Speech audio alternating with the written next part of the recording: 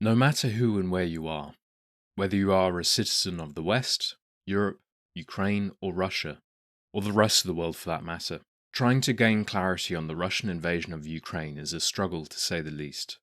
This was still very much the case 3 weeks prior to the start of Russia's alleged special military operation when I started working on this video.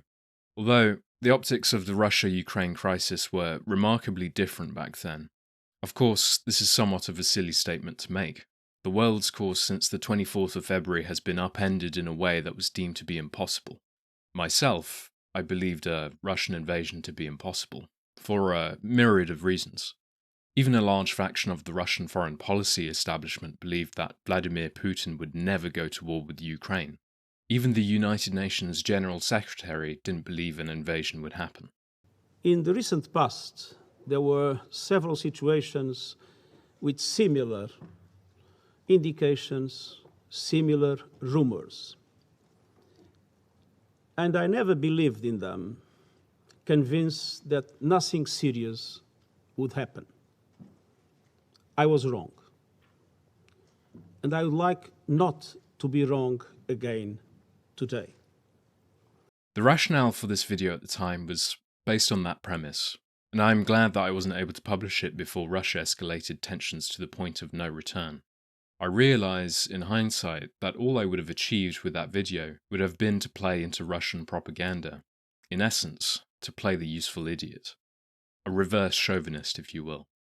My framework for understanding the crisis had been based on 2 to 3 decades of Western foreign policy, to be more specific, American and British foreign policy, in their tendency for belligerent and destructive foreign policy, especially in the Middle East, policy that is very much still in effect to this day, the ramifications of which the world is still dealing with. This was something that blinded many of us from the realities of Vladimir Putin's Russia. In some ways, it really is different this time. In others, it is not. Pre-invasion, one could perhaps have argued that Russia was making use of game theory principles, parading its army for the world to see, threatening Ukraine with a myriad of demands, and making use of coercive diplomacy to address its alleged national security concerns. This is simply no longer appropriate. This is no longer a geopolitical game of chess or poker. With that said, the history that precedes the invasion still is very useful in explaining as to how we got to a stage where Putin felt justified in doing such a thing. In this respect, using a potentially useful analogy, we can understand the conditions that led to the Nazis coming to power pre-World War II, in understanding the ramifications of the Versailles Treaty, for example. That isn't to say, however, that such history justifies the actions they took. And I want to make this very clear. I have no interest in being an apologist for Vladimir Putin, nor the Kremlin's acts of belligerence and aggression. None whatsoever. War crimes are war crimes. Imperialism is imperialism, regardless of whether it is Russian, American, Chinese, or whoever else. It is to be rightfully reviled, scorned, and critiqued, regardless of who perpetrates it. In this instance, it just so happens to be Russian. In this sense, if we are to talk of Western hypocrisy, we must talk as well of Russian hypocrisy, in their employing of the same moralizing and reasonings to intervene, in effect using the same playbook the West has for so many different countries and conflicts ever since the Second World War. Putin's invasion of Ukraine was predicated on the claim that it is a special military operation, with the express purpose of denazifying and demilitarizing the country. The reality of the situation is that whilst Ukraine's Nazi and ultranationalist factions always were and still are a problem, they weren't endemic, nor powerful enough to be properly represented within the fabric of Ukrainian government. Whilst imperfect, Ukraine is a liberal democratic state with free elections that produce significant changes of power. Since 2014, Svoboda, Ukraine's most popular ultranationalist party, has been polling below the electoral threshold, currently owning 1 seat in Ukraine's parliament. It had previously gained 10.45% of the vote and 37 seats in the 2012 parliamentary elections. Whilst geopolitical commentators have critiqued the West's flirtation with Ukrainian Nazis, warning of a Mujahideen-style blowback, The irony is that Russia is currently creating the blowback it had expressly said it would squash. Of course, the West has and is contributing to this problem, as we'll explain later in the video. But Russia's contribution is of several orders of magnitude more consequential. A Russian invasion of Ukraine will not create less neo-Nazism, nationalism, and anti-Russian sentiment, only more of it. With that said, the history of Ukraine, its demographics, as well as the geopolitics surrounding the country, are complex to say the least.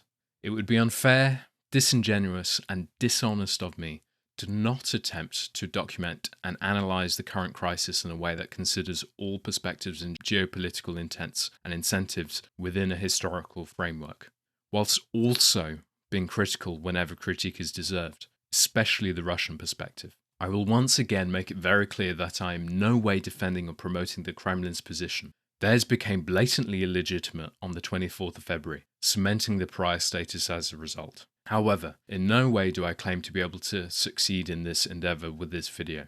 All I can do is to try and be as comprehensive and unbiased as possible, whilst knowing full well I am likely to fail and upset in doing so. For this video requires a balancing act that I'm not sure is possible. In this respect, this video may be an act of sheer futility. However, I feel that I must try regardless in my attempt to understand the world, no matter how uncomfortable and contradictory it may be.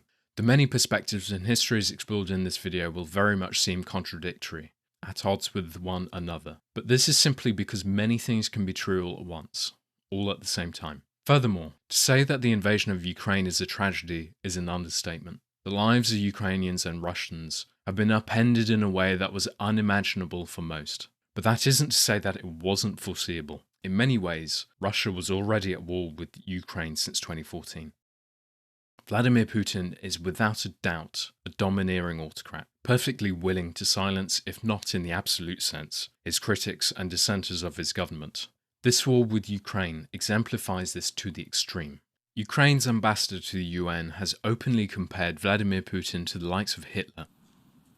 If he wants to kill himself, he doesn't need to use nuclear arsenal. He has to do what the guy in Berlin did in a bunker in May 1945.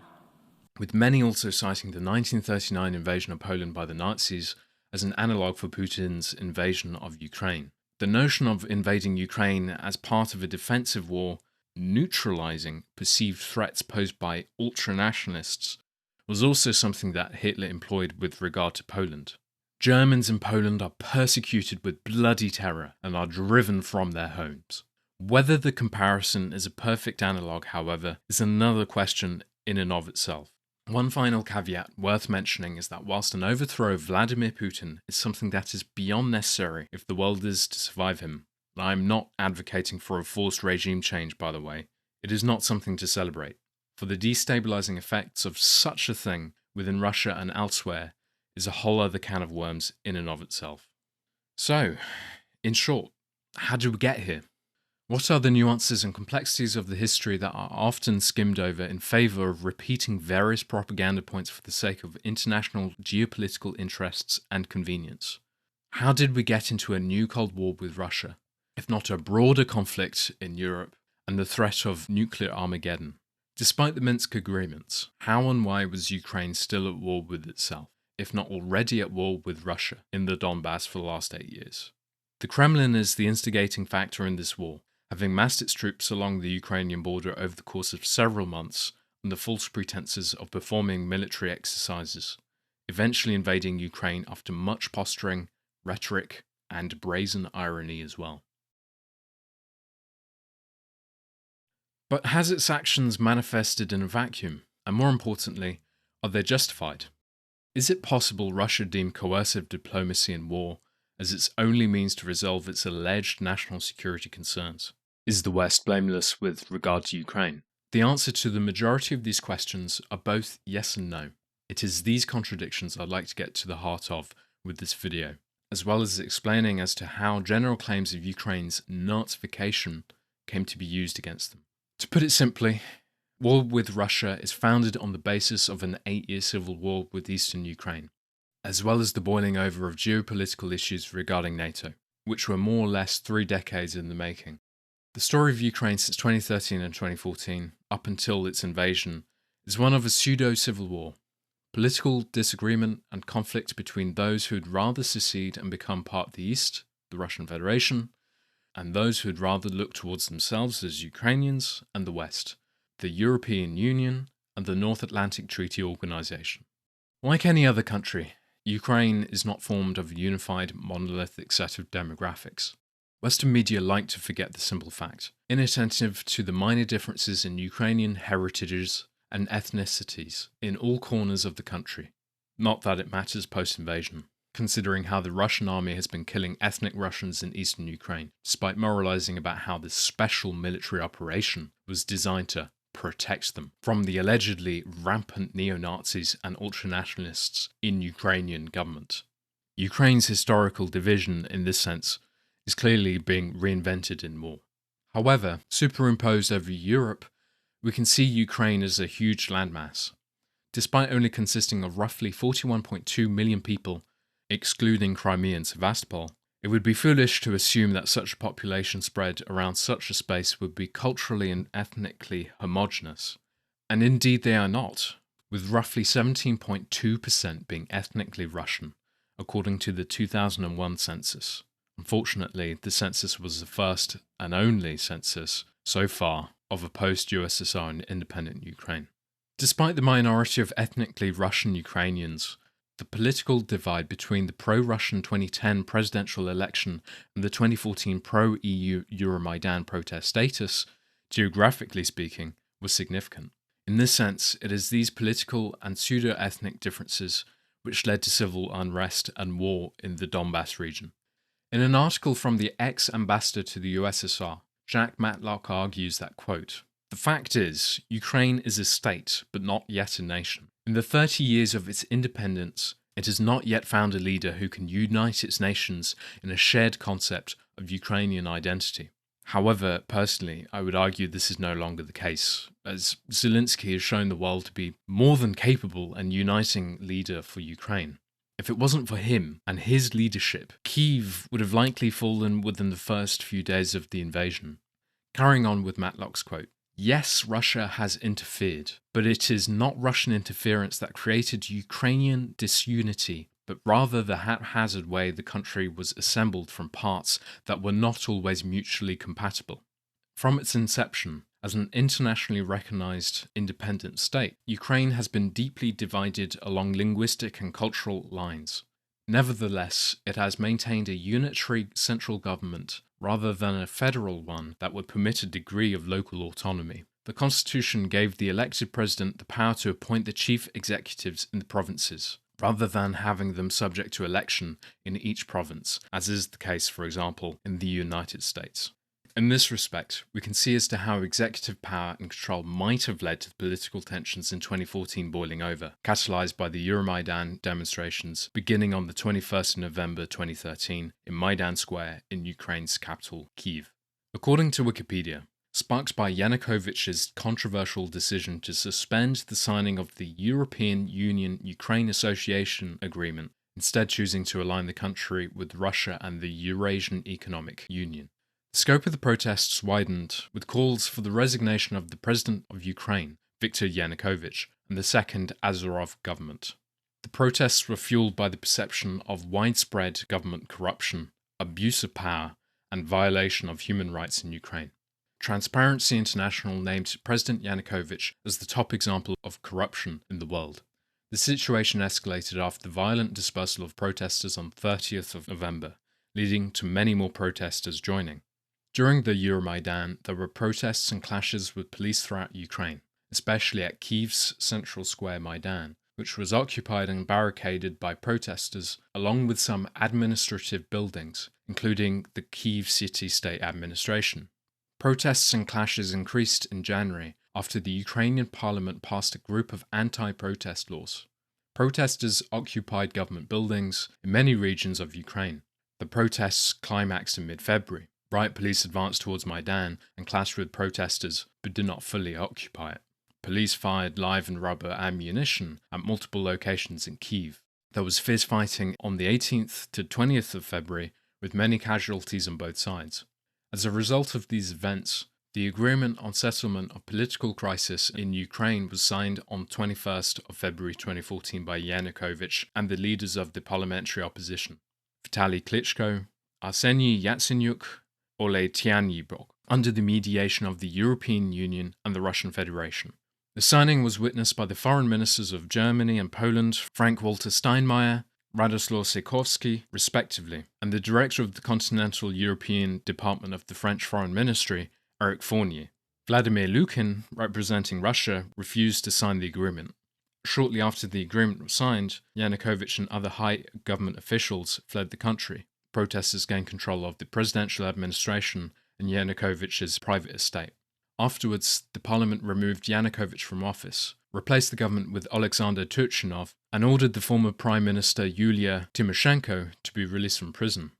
The US and most Western countries immediately recognized this successor government, but Russia and many Russian-speaking Ukrainians considered Yanukovych's ouster the result of an illegal coup d'etat. A rebellion occurred in the eastern provinces of Donetsk and Luhansk, and Russia supported the rebels with military equipment and irregular forces. In Crimea, local leaders declared independence and requested annexation by Russia. A referendum was conducted under the watchful eye of little green men infiltrated from Russia.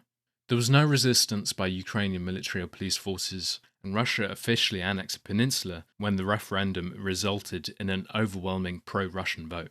There were no fighting and no casualties in Crimea. However, what the Wikipedia article failed to go into is the ultranationalist and neo-Nazi influence with regard to the Euromaidan demonstrations, as well as to how anger towards that influence spread throughout then pro-Russian Ukraine. Whilst it is well recognized that they indeed had a presence, the extent of the influence is not. When Vice News asked about the political leanings of the protesters in Kyiv in February 2014, left-wing journalist Alexei Radinsky said, quote, "Yeah, for sure. But this, what we see now, I wouldn't really call this a protest anymore. This is an uprising, and this is people's uprising. It is kind of post-political. No political ideology is in control of this. For sure, the far right was extremely visible from the very start of Euromaidan, but after the violence started on the side of the government, lots of people who would never accept their presence even here came here anyway, because a much bigger problem is the violence of the government, and that's how also the neo-Nazi ideology becomes more acceptable, unfortunately." In a talk that took place nearly 3 weeks prior to the invasion, titled Fight, Kill, Fulfill the Tasks of the West, Bandera Readings in Kyiv, Yevhen Karas, the leader of Ukraine's neo-Nazi terror group C14, which started as the youth wing of Svoboda, makes an argument that although they were a minority at the Euromaidan protests, the revolution would have not succeeded without them. Націоналістичні ідеї. Націоналісти якби були там ключовим фактором однозначно і на фронті. Зараз дуже багато є спекуляцій. Ну, нациків вже ж було небагато, там, ну, ЛГБТшники, там, посольства кажуть, ну, скільки там було там нациків? Ну, нациків там було там 10%, там, ну, запаяних, ідейних. Ну, це ж питання в тому, це може так казати лише Йолоб, який не був на війні, не знає, наскільки оцих от 10%, хоча там навіть може даже менше було, я думаю, націоналістів було хай там даже 8%, ну, наскільки це в пропорції ефективності впливу, наскільки це складало просто галопуючи безкінечну підвищення ефективності. Не було б цих 8%, бо ефективність упала б на 90%. То тут не в числі мова. Так само, як на Майдані. Зараз вже почали ліваки, там, фонди Бьоля, там, і так далі перераховувати. Ну, націоналістів там було, там, да, вони були впливові. Там. Та які впливові? Не було б націоналістів, все би це от пішло би сразу на гей-парад. So, we have a neo-Nazi at a talk in Kyiv titled Bandera Readings, admitting, if not boasting, about their influence in inciting and escalating the protests into a bloody and successful uprising.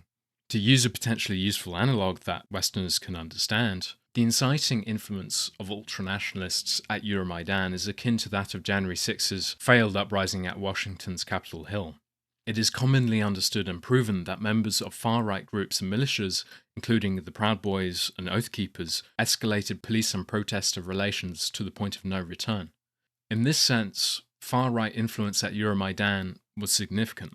While small arms weaponry was not used by rioters on January 6th, the same cannot be said for Ukraine's revolution of dignity. For most, it is uncontroversial to say that the government security forces were responsible for the deaths of protesters at Maidan Square. However, the bloodiest day, the 20th of February, led to the deaths of 53 protesters, nearly half of the Heavenly 100 casualties. Thanks to research from the University of Ottawa's Ivan Kachanovsky, there is proof to suggest that the majority of those killed that day were by far-right Euromaidan snipers. The Maidan massacre trial and investigation produced overwhelming evidence that Maidan protesters were massacred by snipers at Maidan-controlled buildings, rather than by government snipers or Berkut policemen, who were nevertheless charged with the crime. The evidence includes videos, testimonies by over 100 wounded protesters, several dozen prosecution witnesses, and forensic ballistic and medical examinations by government experts. With some exceptions, these revelations were not reported by the Ukrainian or Western media, which from the start blamed government snipers and the Berkut police for killing Maidan protesters, allegedly on the orders of then President Yanukovych. My study analysed several hundred hours of video recordings of the Maidan massacre trial, which is streamed on YouTube. The absolute majority, 47 out of 72, of wounded protesters, with whose attempted murders the Berkut policemen are charged, testified that they were shot by snipers from Maidan-controlled buildings or witnessed such snipers there. At least 28 wounded protesters testified that they were shot from the direction of the Hotel Ukraine and other Maidan-controlled buildings or areas. At least 30 wounded protesters testified that they witnessed snipers there and or were told during the massacre about snipers in these Maidan-controlled locations by other protesters. Dozens of members and commanders from government sniper units testified at the trial as prosecution witnesses, yet their testimony showed that their units were ordered to deploy to government-controlled areas near the Maidan in order to locate and neutralize snipers who in turn killed or wounded the Berkut policemen. They testified that, after their arrival, mass shooting practically stopped, yet they came under fire from Maidan-controlled buildings. The government investigation had earlier determined that Yanukovych government snipers could be held responsible for the death of only a single Maidan protester. Meanwhile, two other demonstrators who had been nearby during this killing testified that he too was shot from a Maidan-controlled building. Photos and forensic examinations by government experts revealed that he was shot in the back from a steep angle by a corroded bullet as he faced the government positions. Yet, despite the overwhelming evidence, the investigation ultimately denied that there were snipers in Maidan-controlled buildings. It is striking that almost 8 years after one of the best documented cases of mass murder in history, nobody is convicted or under arrest for the Maidan massacre. If you remain skeptical, I highly recommend you read Kachanovsky's paper, as well as watch his accompanying video research on his YouTube channel. However, only do so if you have the stomach, for the images are extremely graphic. There are many clips in which you see people being shot and killed, with many witnesses and protesters shouting about sniper fire from Euromaidan-controlled buildings, particularly Hotel Ukraine.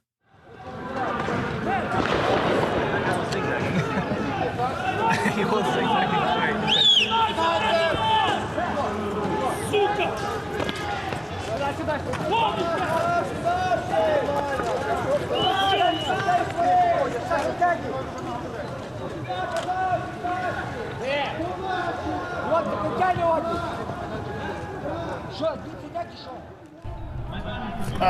What is that? What? That window Yeah. facing directly to us. Yeah. Fuck! Okay, get the fuck out of here.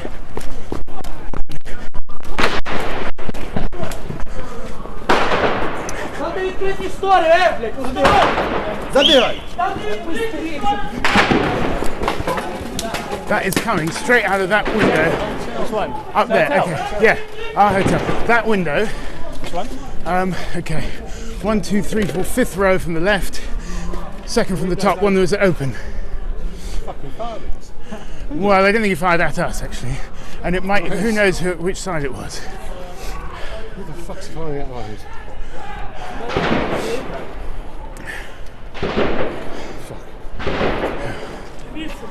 Okay. This is obviously no kind of protection at all, but at least you can't be seen.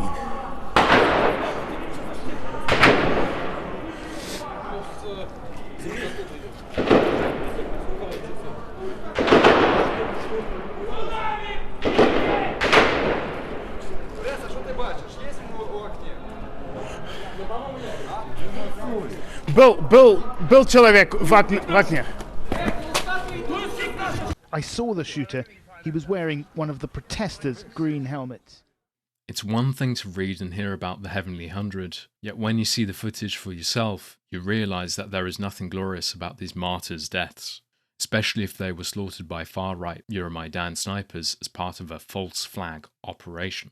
The implications are chilling to think about, especially when we consider Karas's boasting earlier about how the protests would have turned into a gay parade if it weren't for their influence. However, do keep in mind the paper is not peer-reviewed, and that early reports in 2014 claimed the snipers were members of the SBU's Alpha team trained in Russia. Ole Muzik, who became the government's new health minister, suggested that the sniper fire on the 20th was not only a provocation from the Yanukovych government, but it was also the work of Russian special forces who served and maintained the ideology of the old regime. Although, in contrast, Kachanovsky's paper claims the analysis shows cover-up and stonewalling of the investigations and trials by the Maidan governments and the far right.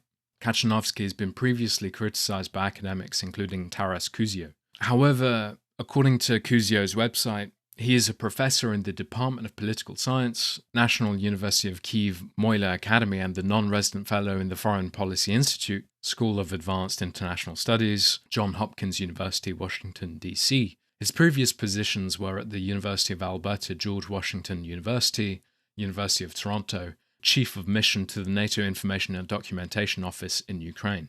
Furthermore, his work ensured that he was placed on the KGB blacklist and could not travel to the USSR until after the August 1991 putsch. The second time he was placed on the blacklist was in December 2013, when the Euromaidan Revolution of Dignity by the Party of Regions and Viktor Yanukovych's regime. The latter is enough to show as to Kuzio's incentives and motivations regarding his views as to what may or may not have happened at Maidan. Regardless, what all this illustrates is the official narrative around how the majority of the Heavenly Hundred died during the Revolution of Dignity is still largely inconclusive. With that said, I'm more inclined to believe Kachanovsky's research, as it is more comprehensive and up to date with the evidence than those found in early reports in 2014. The following also helps to cement my view on this. A relatively unknown leaked phone call between Estonian Foreign Minister Urmas Paet and EU Foreign Affairs Chief Catherine Ashton in early March 2014 revealed information which confirmed earlier rumours that the snipers were employed by the leaders of Maidan. The Estonian Foreign Ministry at the time confirmed the leaked conversation was accurate. And second, what was quite disturbing, the same Olga told that, well, all the evidence shows that people who were killed by snipers from both sides, among policemen and people from the streets, that they were the same snipers killing people from both sides. Well, that's. So that, and then she also showed me some photos. She said that as medical doctor, she can, say that it is the same handwriting, the same type of bullets, and it's really disturbing that now the new coalition, that they don't want to investigate what exactly happened, so that there is now stronger and stronger understanding that behind snipers, it was not Yanukovych, but it was somebody from the new coalition. I think they do want to investigate. I mean, I didn't pick that up. That's interesting. Gosh. An interesting thing to note is that following the collapse of Yanukovych's government, after a shooting in early April instigated by a right sector member in a restaurant, they were collectively expelled by the police from the Maidan. Allegedly, the shooting was an event tied to an inter-Nazi war with Svoboda. Ever since the Euromaidan demonstrations, Russia has claimed of Western interference with regard to Yanukovych's ousting. The infamous leaked phone call, which was almost certainly intercepted by Russian intelligence, between then Assistant Secretary of State Victoria Nuland and US Ambassador to Ukraine Jeffrey Pyatt, certainly points to that notion. What do you think? I think we're in play. The Klitschko piece is obviously the complicated electron here, especially the announcement of him as Deputy Prime Minister. And you've seen some of my notes on the troubles in the marriage right now, so we're trying to get a read really fast on where he is on this stuff. But I think your argument to him, which you'll need to make, I think that's the next phone call we want to set up, is exactly the one you made to Yachts. And I'm glad you sort of put him on the spot on where he fits in this scenario. And I'm very glad he said what he said in response. Good. So I don't think Klitsch should go into the government. I don't think it's necessary. I don't think it's a good idea. Yeah, I mean, I guess you think, what in terms of him not going into the government, just let him sort of stay out and do his political homework and stuff. I'm just thinking in terms of sort of the process moving ahead, we want to keep the moderate Democrats together. The problem is going to be Tony Book and his guys. And, you know, I'm sure that's part of what Yanukovych is calculating on all of this. I think Yats is the guy who's got the economic experience, the governing experience. He's the guy, you know, what he needs is Klitsch and Tony Book on the outside. He needs to be talking to them 4 times a week, you know. I just think Klitsch going in, he's going to be at that level working for Yatsenyuk. It's just not going to work. Yeah, no, I think that's right. Okay, good. Well, do you want us to try to set up a call with him as the next step? My understanding from that call, but you tell me, was that the big three were going into their own meeting, and that Yats was going to offer in that context a three-way, you know, the 3+1 conversation or 3+2 with you. Is that not how you understood it? No, I mean, that's what he proposed, but I think just knowing the dynamic that's been with them where Klitschko has been the top dog, he's going to take a while to show up for whatever meeting they've got. He's probably talking to his guys at this point. So I think you reaching out directly to him helps with the personality management among the three, and it gives you also a chance to move fast on all this stuff and put us behind it before they all sit down and he explains why he doesn't like it. Okay, good. I'm happy. Why don't you reach out to him and see if he wants to talk before or after? Okay, will do. Thanks. Okay, I've now written, one more wrinkle for you, Jeff. Yeah. I can't remember if I told you this or if I only told Washington this, that when I talked to Jeff Feltman this morning, he had a new name for the UN guy, Robert Seri. Did I write you that this morning? Yeah, okay. I saw that. He's now gotten both Seri and Ban Ki-moon to agree that Seri could come in Monday or Tuesday. Okay. So that would be great, I think, to help glue this thing and have the UN help glue it. And, you know, fuck the EU. No, exactly. And I think we've got to do something to make it stick together, because you can be pretty sure that if it does start to gain altitude, the Russians will be working behind the scenes to try to torpedo it. And again, the fact that this is out there right now, I'm still trying to figure out in my mind why Yanukovych did that. But in the meantime, there's a Party of Regions faction meeting going on right now, and I'm sure there's a lively argument going on in that group at this point. But anyway, we could land jelly side up on this one if we move fast. So let me work on Klitschko, and if you can just keep, I think we want to try to get somebody with an international personality to come out here and help to midwife this thing. And then the other issue is some kind of outreach to Yanukovych, but we probably regroup on that tomorrow as we see how things start to fall into place. So on that piece, Jeff, when I wrote the note, Sullivan's come back to me, VFR, saying you need Biden, and I said probably tomorrow for an attaboy and to get the deets to stick. So okay. Biden's willing. At the time of this leaked recording, the BBC observed that the US says that it is working with all sides in the crisis to reach a peaceful solution, noting that ultimately it is up to the Ukrainian people to decide their future. However, this transcript suggests that the US has very clear ideas about what the outcome should be and is striving to achieve these goals. Also noting that, quote, not for the first time in an international crisis, the US expresses frustration at the EU's efforts. Washington and Brussels have not been completely in step during the Ukraine crisis. The EU is divided and to some extent hesitant about picking a fight with Moscow. It certainly cannot win a short-term battle for Ukraine's affections with Moscow. It just does not have the cash inducements available. The EU has sought to play a longer game, banking on its attraction over time, but the US clearly is determined to take a much more activist role. Whilst the BBC was a little more impartial, shall we say, we can perhaps say that if there was any smoking gun as to a Western-backed coup of Ukraine in 2014, it is arguably this phone call. Furthermore, if one is to believe the Ukraine on Fire documentary, of which Oliver Stone acted as executive producer, this is just one example of American interference, with the US senators including John McCain appearing at the demonstrations. Arguably, the most controversial accusation of Western interference the film makes is that of a myriad of NGOs giving donations to Ukrainian media companies, including donations from the embassies of the United States, the Netherlands, and Soros's International Renaissance Fund. These media companies allegedly were ready on the ground to film and broadcast deemed escalatory acts from the police early on in the demonstrations, acts which were ostensibly provoked by far-right agitators. With all of this in mind, we can now understand how anger spread across pro-Russian parts of Ukraine following the forced change of government.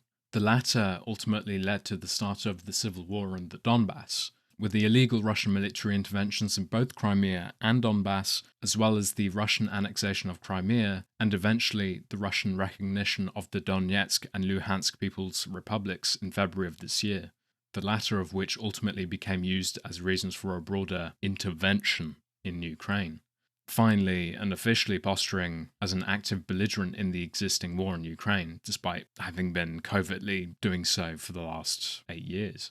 Whilst initial anti-Maidan protests in the Donetsk and Luhansk oblasts were largely peaceful, Russia took advantage of them to launch a coordinated political and military campaign against Ukraine. Russian citizens led the separatist movement in Donetsk from April until August 2014 and was supported by volunteers and Materialize from Russia. As the conflict escalated in May 2014, Russia employed a hybrid approach, deploying a combination of disinformation, irregular fighters, regular Russian troops, and conventional military support to destabilize the Donbas. Ukraine launched a military counter-offensive against pro-Russian forces in April 2014, called the Anti-Terrorist Operation, from 2014 until 2018, when it was renamed the Joint Forces Operation. By late August 2014, this operation was able to vastly shrink the territory under the control of pro-Russian forces and came close to regaining control of the Russia-Ukraine border. In response, Russia abandoned its hybrid approach and began a conventional invasion of the Donbas. Following reports of Ukrainian positions being shelled from the Russian side of the border between the 22nd and 25th of August 2014, Russian artillery, personnel, and what Russia called a humanitarian convoy crossed the border. Russian crossings reportedly occurred both in areas that were both controlled by pro-Russian forces and those that were not, such as the southeastern part of the Donetsk Oblast near Novozhsk. The head of the Security Service of Ukraine called the events of the 22nd of August a direct invasion by Russia of Ukraine, while other Western and Ukrainian officials called it a Russian stealth invasion. Russia's official position on the presence of Russian forces in the Donbas has been vague. While official bodies have denied the presence of regular armed forces in Ukraine, it has on many occasions confirmed the presence of military specialists, along with other euphemisms, usually accompanied by an argument that Russia was forced to deploy them to defend the Russian-speaking population. As a result of the Russian invasion, the DPR and LPR insurgents regained much of the territory they had lost during the Ukrainian government's preceding military offensive.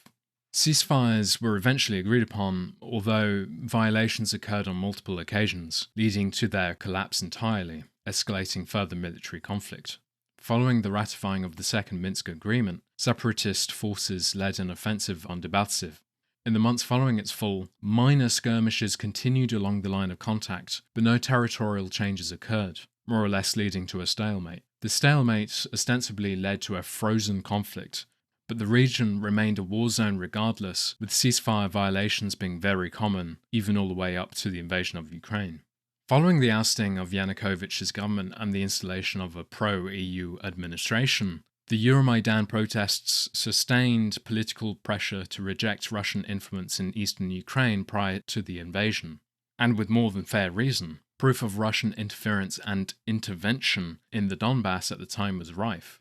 We know this explicitly thanks to the likes of the OSCE, the Organization for Security and Cooperation in Europe, whose observatory mission, by the end of 2017, had counted around 30,000 individuals in military gear crossing from Russia to the Donbas at the 2 border checkpoints it was allowed to monitor.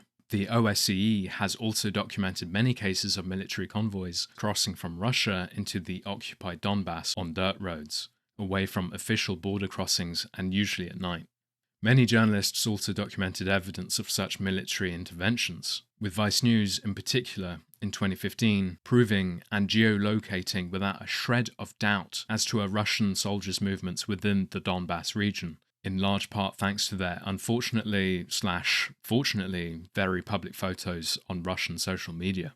Whilst the Donetsk and Luhansk oblasts had declared themselves independent republics respectively in March and April 2014, calling for similar referendums to that in Crimea, the anti-Maidan uprisings in the Donbas were made more extreme following the deaths of pro-Russian protesters in Odessa on May 2nd, who died in a fire at the Trades Union House building whilst attempting to seek shelter from pro-Maidan nationalists and football hooligans after they had torched their encampment outside the building, which in itself was the result of escalating provocations and clashes between both pro- and anti-Maidan groups throughout the day.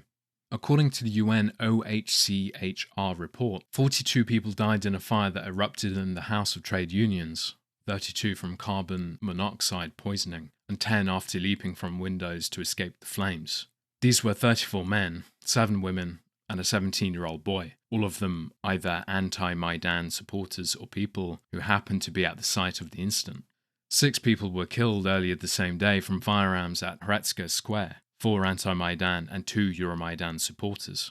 In total, 48 people died in one day as a result of the clashes. Hospital staff reported that 174 were injured and 25 were in critical condition. 172 people were reportedly arrested as a result of the conflict, and 38 anti-Maidan activists were detained by police after they had been evacuated from the building. Most of them were badly injured. These deaths in particular acted as a catalyst for anti-Maidan secessionists in the Donbas, enraged by what took place at Odessa, becoming increasingly radical and violent in their pursuit for a change in administration in the region.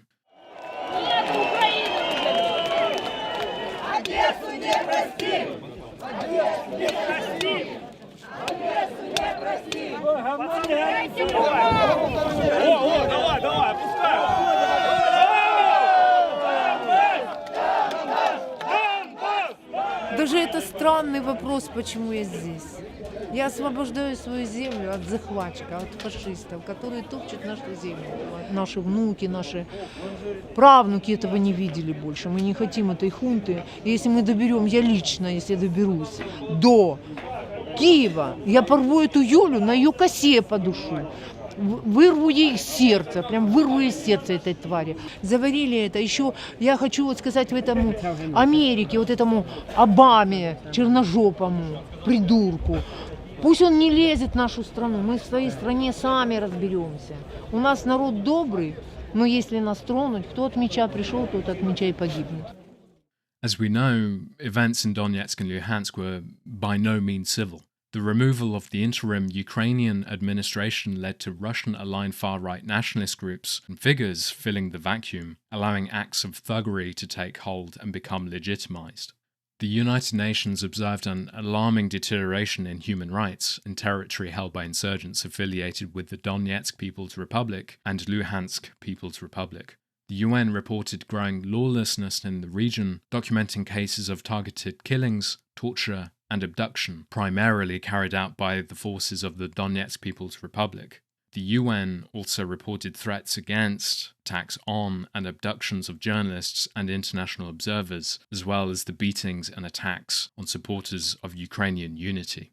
Perhaps in an indictment of these new republics, Simon Pirani has pointed to the fact that these Kremlin-controlled statelets today are dominated by military rule and repression of organized labor. Furthermore, the irony of Russian claims of genocide of the Donetsk and Luhansk people are not lost on me, especially when proof of pro-Maidan civilian mass graves exist, illustrating just to what degree some secessionist thugs were willing to go. А вы видели, как это происходило захоронение? А вы можете рассказать, как это произошло? Так очень просто. Утром вырыли яму также этим экскаватором.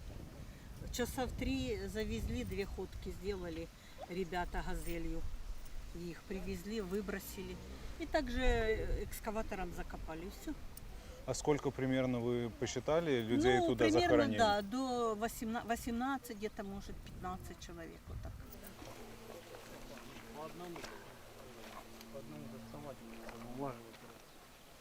Огляд розпочато 14 година 52 хвилини. Виявлено пакет білого кольору поліетиленовий.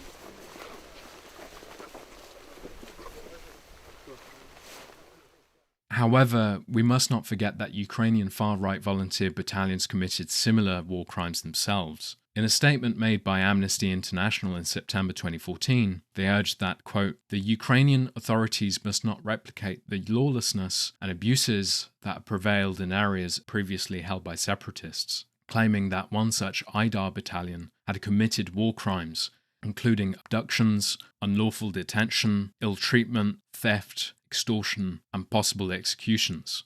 Whilst there are far too many examples to cover, Dutch journalist Chris Caspar de Plug, in his book Ukraine in the Crossfire, emphasizes that in many cases a military activity of the Ukrainian armed forces constitutes war crimes. Based on information provided by OSCE, the UN, Amnesty International, and the Human Rights Watch, he demonstrates that the Ukrainian army is using heavy military equipment for shelling of residential areas, including educational and medical facilities. In addition to this, the New York Times, Human Rights Watch, and the OSCE independently documented the use of cluster munitions by the regular Ukrainian army. This kind of weapon was banned by 118 countries due to its inability to discriminate between civilian and military targets. Unquote. This is the very same bomb which is being used by the Russian military in its bombing campaigns in Ukraine. Whilst we've established the influence of the far right during Euromaidan, we've yet to do so with regard to the Ukrainian military. So let's take this as an opportunity to do so.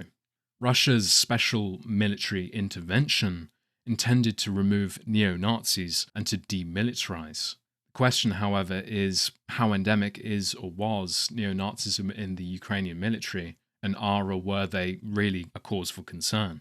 Once again, I would like to state that the following by no means justify the invasion of Ukraine, yet these elements remain a cause for concern. We'll focus specifically on Azov Battalion, as they are the most prominent of these groups. The now famous, or infamous, depending on one's perspective, Azov Regiment was founded in 2014 by Andrew Bieletsky, who had previously claimed that it would be Ukraine who would lead the white races of the world in a final crusade against Semite-led Untermenschen. Depending on the source, Azov's numbers range anywhere from 900 to 3,000 members. As a result, due to its growth in numbers, some have argued that whilst Azov's history is rooted in a volunteer battalion formed by the leadership of a neo-Nazi group, it is certain that Azov has depoliticized itself, with Anton Shikovstov going as far to say its history linked to the far-right movement is pretty irrelevant today. Unheard's foreign affairs editor Aris Racinos highlights, however, thanks to the work of Bellingcat, we know about Azov's outreach effort to American white nationalists and its funding by the Ukrainian state to teach patriotic education and to support demobilized veterans. It has looked into Azov's hosting of neo-Nazi black metal music festivals and its support of the exiled anti-Putin Russian neo-Nazi group Wotan Jugend, practitioners of the very marginal form of esoteric Nazism, who share space with Azov in their Kyiv headquarters, fight alongside them in the front line, and have also played a role in translating and disseminating a Russian-language version of the Christchurch Shooters Manifesto. Unfortunately, Bellingcat's invaluable coverage of the Ukraine's extreme right ecosystem has not been updated since the current hostilities began, despite the war with Russia providing these groups with something of a renaissance. Furthermore, according to Jacobin's Branko Marcetic, it's possible that Azov and other far-right militias received training from the CIA.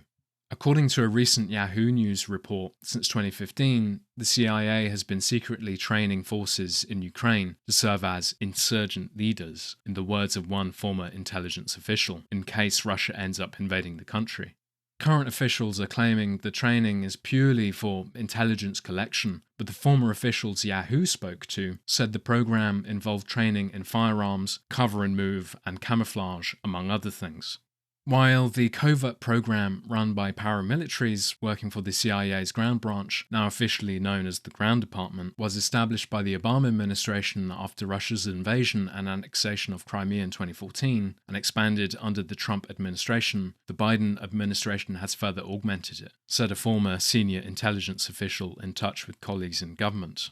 Zach Dorfman's Yahoo News report concludes, if the Russians launch a new invasion, there's going to be people who make their life miserable, said the former senior intelligence official. The CIA-trained paramilitaries will organize the resistance, using the specialized training they've received. All that stuff that happened to us in Afghanistan, said the former senior intelligence official, they can expect to see that in spades with these guys. We know that United States military advisors met with Azov in 2018, so the notion that they might have received further training by the CIA is not far-fetched. Whilst the US House of Representatives passed a bill in 2015 to prevent the supply of arms, training, or any form of assistance to the Azov Battalion, there is no actual methods within Ukraine to guarantee such preventions. Whilst the UK has a similar policy, stating in early February that it does not currently provide training or assistance to the National Guard, including Azov Battalion, they later confirmed that it is highly likely that Azov members have gained access to UK-supplied weapons. In early March, photos that began to circulate online proved as much. British NLAWs have also been inadvertently supplied to Right Sector's Ukrainian Volunteer Corps. Whilst we've established as to concerns around Azov Battalion, among other militia groups within Ukraine's National Guard, I believe it is worth going through their use of imagery to further highlight, if not vindicate, cause for concern. For example, Azov Battalion's insignia is blatant in its employing of Nazi symbology.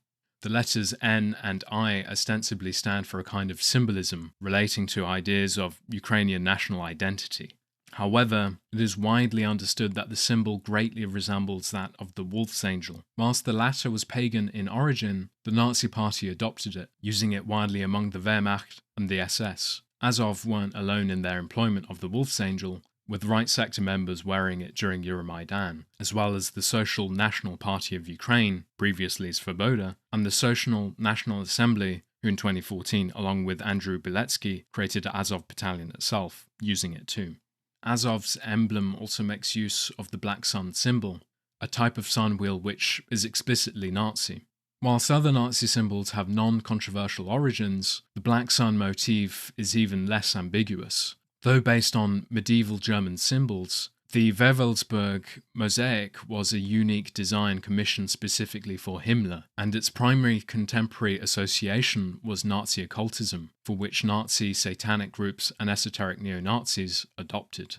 A number of far-right groups and individuals have utilized the symbol in their propaganda, including the Christchurch mosque shooter, Brenton Tarrant, Australian neo-Nazi group Anti-Imperialism Resistance, and the symbol was displayed by members of several extremist groups involved in the Unite the Right rally in Charlottesville, Virginia. The notion that these kind of symbols are purely aesthetic in nature, as some have argued, is a fallacy. The history alone is enough to cause concern, and we can gauge to their controversiality with just a few examples. On International Women's Day of this year, NATO's official Twitter account posted a series of images showing a myriad of Ukrainian women, highlighting their strength, bravery, and resilience in response to the invasion.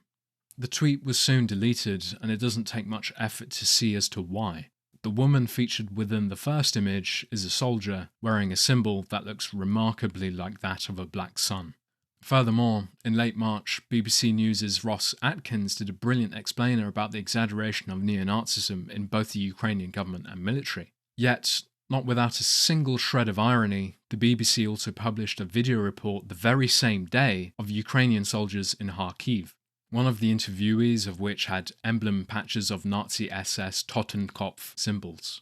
The emblem is a direct replica of that used by the 3rd SS Panzer Division from 1939 to 1945.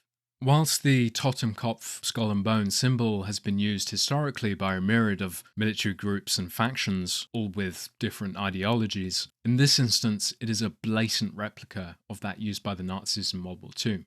Also, in a separate frame, another soldier wears an emblem of a Thor's hammer sigil, an ancient Norse symbol that has also been widely appropriated by neo-Nazis.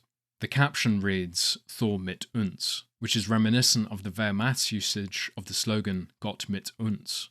Although its traditional origins are non-racist, and although most assoturers today are not racist, the Thor's hammer symbol has been appropriated by neo-Nazis and other white supremacists, especially those who practice racist or white supremacist versions of neo-Norse beliefs under the guise of Odinism or Wotanism. White supremacists will often even create racist versions of the Thor's hammer, incorporating swastikas or other hate symbols in the decoration. Whilst it is obvious that neo-Nazism is not endemic within the Ukrainian military and National Guard, the repeated appearances of these symbols in the mainstream press is cause for concern. Prior to the invasion, Western media wasn't so forgiving of such groups and symbolism, as exemplified by the BBC themselves in 2018. Історія, вона повторюється, якщо ми подивимося, що відбувалося в Германії там 37-39 рік, да, коли воно фашизм тоді піднімався, то в принципі можна, от я б їх цим самим зрівняв. It's an apocalyptic warning, but it's a reminder that 4 years after Ukraine turned away from Russia towards Europe, the struggle for its soul is far from over. Here's another example from Germany's DW in 2017. Where did they get those symbols from in the 1940s? They weren't all new. Sometimes it's easier to adopt something that already exists. An exercise in being economical with the truth. Ukraine's besiegement by Russia has allowed for a kind of whitewashing of these groups and symbols. Furthermore, the fact that they keep showing up in the media doesn't exactly help the case for Ukraine, in effect further concretizing Russia's views and reasons for invasion. In this sense, they aren't helping to prove Putin otherwise. Furthermore, the repeated votes against the UN's draft resolution to combating glorification of Nazism, neo-Nazism, and other practices that contribute to fueling contemporary forms of racism, racial discrimination, xenophobia, and related intolerance by Ukraine and the United States do not help to prove Putin wrong either. By its terms, the Assembly expressed deep concern about the glorification of the Nazi movement, neo-Nazism, and former members of the Waffen-SS organization, including by erecting monuments and memorials, holding public demonstrations in the name of the glorification of the Nazi past, the Nazi movement, and neo-Nazism, and declaring or attempting to declare such members and those who fought against the anti-Hitler coalition, collaborated with the Nazi movement, and committed war crimes and crimes against humanity, participants in national liberation movements. Following the most recent vote on this draft resolution last year, the US clarified as to their decision, stating, quote, "In fighting against the murderous ideology of Nazism, the United States fought for the freedom, dignity, and human rights of all individuals, and our steadfast commitment to preserving and protecting fundamental freedoms, including the freedom of expression. Today, however, the United States must once again express opposition to this resolution, a document most notable for its thinly veiled attempts to legitimize Russian disinformation campaigns, denigrating neighboring nations and promoting the distorted Soviet narrative of much of contemporary European history, using the cynical guise of halting Nazi glorification. The United States Supreme Court has consistently affirmed the constitutional right to freedom of speech and the rights of peaceful assembly and association, including by avowed Nazis, whose hatred and xenophobia are vile and widely scorned by the American people. We nevertheless firmly defend the constitutional rights of those who exercise their fundamental freedoms to combat intolerance and express strong opposition to the odious Nazi creed and others that espouse similar hatreds."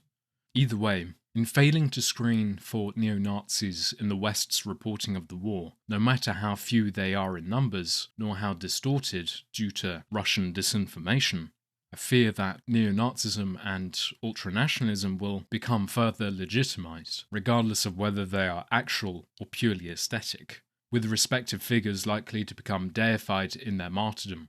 One only has to look at Mariupol and Azov Battalion to see such potential outcomes. And I largely suspect that Mariupol's destruction is in large part due to the Russian army's intense zeal in eradicating Azov. This isn't to say, once again, that Russia is justified in razing Mariupol to the ground. They very much are not. Whilst I appreciate that these far-right battalions formed and became part of the Ukrainian National Guard out of necessity due to a lack of military personnel and resources at the outset of the war in Donbas, the unfortunate reality, however, is that people are giving support to the likes of Azov Battalion and others because they are fighting against Putin's invading forces, whilst forgetting that if they used the same logic, they would have supported the Mujahideen in the 1980s, or ISIS in Syria due to their opposition of the Assad regime. Whilst Azov members have asked not to confuse the concepts of patriotism and Nazism, I'm not willing to be convinced, nor go as far to say the ends justify the means. Their history, as well as that of others, proves, if not at the very least, signals otherwise. Various NGOs have previously made it clear that Ukrainian ultranationalists are indeed a cause for concern, with members of radical groups such as C14 and Right Sector committing various hate crimes, targeting and attacking Roma and LGBT people, for example. In this sense, Branko Marcitic of the Jacobin puts it best. The 2014 revolution in Ukraine was an enormously complicated affair, yet for most Western observers, many of its basic, well-documented facts have been either excised to push a simplistic black and white narrative, or cast as misinformation and propaganda, like the crucial role of the far right in the revolution. In truth, the Maidan revolution remains a messy event that isn't easy to categorize, but is far from what Western audiences have been led to believe. It's a story of liberal, pro-Western protesters driven by legitimate grievances, but largely drawn from only one half of a polarized country, entering a temporary marriage of convenience with the far right to carry out an insurrection against a corrupt authoritarian president. The tragedy is that it served largely to empower literal neo-Nazis, while enacting only the goals of the Western powers that opportunistically lent their support, among which was the geopolitical equivalent of a predatory payday loan. In this sense, I would not be surprised if this all leads to blowback one day. If so, it will be a day that we should all rue, for it will highlight just to what extent the West has not learnt its lesson regarding such alliances in its pursuit for manufacturing favourable geopolitical conditions around the globe. Whilst we can see that the war in Donbas, as well as the deemed threats of Ukrainian Russophobia and neo-Nazism, stems back to major political shifts in 2014, the perceived threat of NATO encirclement, however, has its roots stemming as far back as 2008, if not to the fall of the USSR itself. Manfred Wörner, the acting Secretary-General at the time, had promised in a speech given to Brussels on the 17th of May 1990 that the fact that we are ready to not place a NATO army outside of German territory gives the Soviet Union a firm security guarantee. Putin had reminded the world of this promise during a speech of his own on the 10th of February 2007 at the Munich Security Conference, expressing skepticism towards NATO and American hegemony and their tendency to employ an almost uncontained hyper-use of force in international relations, cynical of international law, likening its policy as to stimulating an arms race. Wörner's speech at the time specifically focused on the issue of NATO deployment on Eastern German territory following reunification. A UK memo from March 1991 posited that whilst NATO would not extend beyond the Elbe, they might, however, consider referring to our interests in these countries in future NATO declarations. Following the dissolution of the Warsaw Pact, many post-Soviet countries expressed desires to join NATO, perhaps as a means to protect themselves from what Russia viewed as their sphere of influence. Curiously, despite fierce Russian opposition to NATO expansion into post-Warsaw Pact states, according to a 1997 letter from the UK's Foreign Secretary Robin Cook to Tony Blair, an agreement with NATO was signed by Boris Yeltsin so he could claim that NATO had taken Russian security concerns fully into account before proceeding with enlargement. Robin Cook argued that, quote, Russian leaders will have a vested interest in presenting the NATO-Russia deal in a positive light, and in portraying NATO not as a threat or adversary, but as a partner, sensitive to Russian security concerns. 2 years later, of course, Poland, Hungary, and the Czech Republic joined NATO. Furthermore, in 2004, Bulgaria, Estonia, Latvia, Lithuania, Romania, Slovakia, and Slovenia joined. However, things came to a head on the 3rd of April 2008 at the Bucharest summit, where NATO stated that it welcomes Ukraine's and Georgia's Euro-Atlantic aspirations for membership in NATO. We agree today that these countries will become members of NATO, to which Russia's Deputy Foreign Minister responded by saying that Georgia's and Ukraine's membership in the alliance is a huge strategic mistake, which will have most serious consequences for pan-European security. We can establish as to what kind of concerns Moscow had regarding Georgia and Ukraine in a cable titled Niet means Niet, Russia's NATO enlargement red lines. sent by the American ambassador to NATO leadership, America's Joint Chiefs of Staff, Secretary of Defense, and Secretary of State 2 months before the Bucharest summit. Part of the cable reads as follows: Russian opposition neuralgic and concrete. Ukraine and Georgia's NATO aspirations not only touch a raw nerve in Russia, they engender serious concerns about the consequences for stability in the region. Not only does Russia perceive encirclement and efforts to undermine Russia's influence in the region, but it also fears unpredictable and uncontrolled consequences, which would seriously affect Russian security interests. Experts tell us that Russia is particularly worried that the strong divisions in Ukraine over NATO membership, with much of the ethnic Russian community against membership, could lead to a major split, involving violence, or at worst, civil war.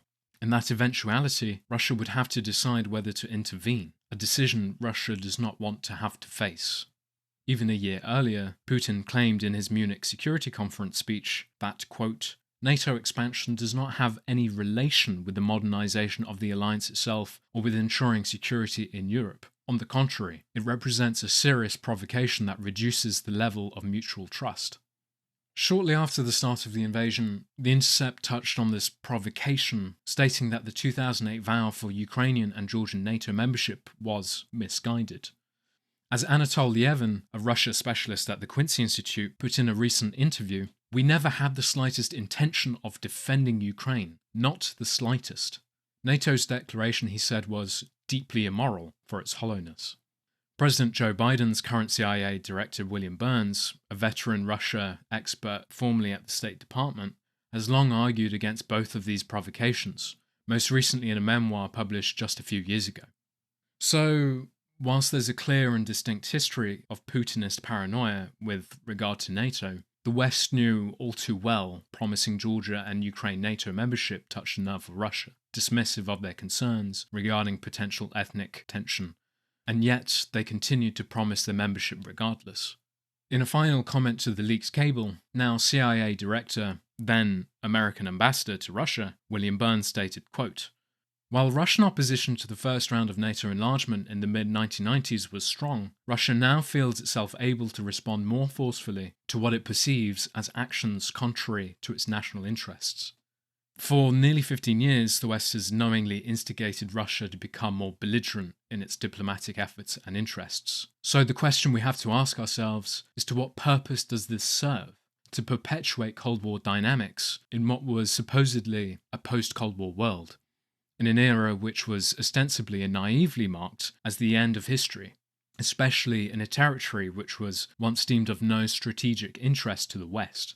Why is it that NATO still postures Ukrainian membership despite Zelensky proving otherwise? I requested them personally to say directly that we are going to accept you into NATO, or just say no, and the response was very clear: you're not going to be a NATO member, but publicly, the doors will be open. Perhaps it's a combination of the Western defense agencies and arms manufacturers rotating out of Afghanistan and the Middle East, recentering its sights and efforts on confronting China and Russia in a new Cold War, as the two powers have begun to threaten American unipolarity and hegemony. On the surface, this seems to be the case, ostensibly confronting the rise of autocracies and their threat to the free world. However, the reasons may be as superficial as carrying out business as usual.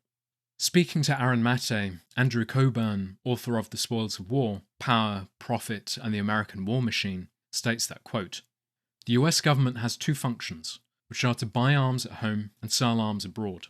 I talk a bit in the book about how futile it is to talk about foreign policy. The idea that nations have this collective impulse to do things with regard to the rest of the world. It's not. It's almost always to do with money, and usually personal interest and personal political ambitions. And usually, certainly in our case, this has to do with arms sales. Our whole approach to China at the moment has a lot to do with arms to Taiwan. Certainly our approach to Europe and the expansion of NATO had a lot to do with the ambitions of Lockheed Martin Corporation and Norm Augustein's need to find a market for F-16s in Eastern Europe, following the breakup of the Soviet Union. Future historians, I think, just entering the Ukrainian crisis of 2022, will discern the hand of Raytheon, Lockheed Martin, and General Dynamics. That's what it's all about in the end. Aaron Mate then goes on to cite an article by the New York Times from 1997 about Bruce L. Jackson's dualistic endeavours as both president of the US Committee to Expand NATO and Lockheed Martin Corporation. Mr. Jackson says that he keeps his two identities separate, but his company and his lobbying group are fighting the same battle. Defence contractors are acting like globe-hopping diplomats to encourage the expansion of NATO, which will create a huge market for their wares. The notion that these efforts are separate and distinct from one another is not only laughable, but it's insulting as well. Coburn adds that Bruce Jackson later went on to found the Committee for the Liberation of Iraq, as well as the Project on Transitional Democracies, a successor to the US Committee on NATO, whose aims were to push democratic reforms in post-Soviet countries. The notion that there isn't a link between defending and integrating Western liberal democracy and arms sales, that they are distinct and separate, as Coburn and Mate establish, is a foolish one. Commentators and analysts have argued that the conflict since 2014 in Ukraine is an American-engineered proxy war with Russia, and going by the evidence mentioned so far in this video, one might find it hard to disagree. Speaking to Rachel Maddow on MSNBC after making puzzling comparisons about funding, training and arming the Mujahideen in the 1980s, conveniently forgetting about the major consequences of the latter, Hillary Clinton stated that a Ukrainian-style insurgency was the model that people are now looking toward with regard to defeating Russia. But remember, the Russians invaded Afghanistan back in 1980. And although no country went in, they certainly had a lot of countries supplying arms and advice and even some advisors to those who were recruited to fight Russia. It didn't end well for the Russians. There were other unintended consequences, as we know, but the fact is that a very motivated and then funded and armed insurgency basically drove the Russians out of Afghanistan. Obviously, the similarities are not ones that you should bank on because the terrain, the development in urban areas, et cetera, is so different. But I think that is the model that people are now looking toward. And if there can be sufficient... Now, I don't know about you, but the thought of the West engineering a Ukrainian-style resistance as a means to implode Russia, much like how the Mujahideen did in Afghanistan, makes me feel sick. Remember that clip of Yevhen Karas, where he stated that, if not for nationalists at Euromaidan, the whole thing would have turned into a gay parade? He had quite a bit to say on this topic. Але стільки зброї не тому, що ми хороші, як нам кажуть, нам допомагає Захід, бо вони хочуть нам блага, тому що ми виконуємо задачі Заходу. Тому що ми єдині, хто готові їх виконувати, бо нам весело, нам прикольно убивати і прикольно воювати. І вони думають, вау, давайте вже подивимося, що це буде. Тому виник цей новий альянс, про який зараз говорять там Туреччина, Польща, Британія, Україна. Тут ми тут флагман, тому що ми затіяли війну, якої не було вже останніх 60 років. Так от, уявіть собі, скільки в нас зброї, скільки в нас ветеранів. А тепер уявіть, зникає Росія, вона розвалюється. Тобто виникає там 5 Росій, там ні до Росії і так далі. На європейському континенті найбільше. Тільки в Британії там, здається, більше. Ви розумієте, цей потенціал цих збройних сил, це стане проблемою зразу для всіх, хто зараз нам десь там намагається робити хенькі уколи. І оце от є наша радість і наша печаль. Чому, щоб ви розуміли, чому так все важко? Не тому, що ми, українці, 300 років, наша дупа страждала, чому ж нарешті влада до нас не впаде, ми такі хороші, ми хочемо в Європу. Ні, це величезна, потужна держава, і якщо ми тут прийдемо до влади, це буде і радість, і проблеми для всього світу. Тому це величезна, амбітна задача. Ми живемо дуже в класний час, і тому перед нами стоїть надзвичайно амбітна, класна ціль. Не просто стати там частинкою європейської сім'ї, яка вже там розвалилася, а це є, вже йдеться про те, що нові політичні альянси вже глобального рівня, нові політичні виклики. With all of this said, the Western perspective is clearly not monolithic. European perspectives diverge in particular with that of the Anglo-West, i.e. Britain and America, with the latter expressly making use of far-right nationalists and political interference as a means to fight and confront Russia. In the European sense, Ukraine was never an engineered proxy war.